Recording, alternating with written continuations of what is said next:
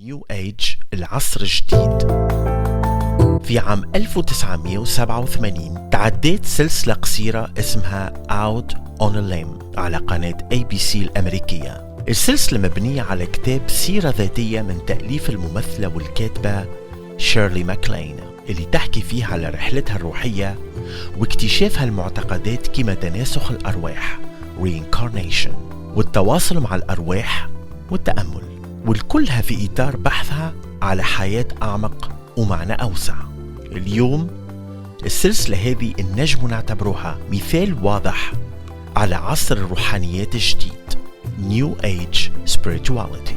المفهوم هذا معقد برشا على خاطره يلم معتقدات وممارسات متنوعة كما الشفاء بالطاقة، التوازن القطبي، الخروج من الجسد Astral Projection، الحجر والكريستال، قراية الهالة Aura Reading، الأبراج، والتوازن بين نقاط الطاقة اللي في البدن اللي يسميوهم الشاكرات Chakras.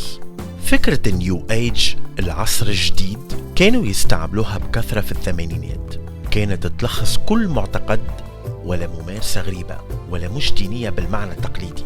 الناس المختصة في دراسات الأديان اليوم يحاولوا يعطيوا تعريف أدق للفكرة، على خاطر صعيب تعمل ليستة متاع معتقدات وممارسات نجم تدخل تحت مفهوم نيو ايج. أما بصفة عامة المقصود هو مجموعة من المعتقدات والممارسات الفردية وين التجربة الشخصية هي المركز.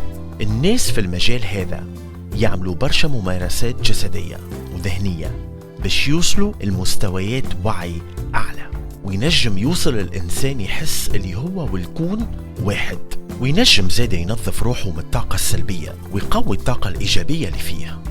نيو ايج العصر الجديد، فكر معي.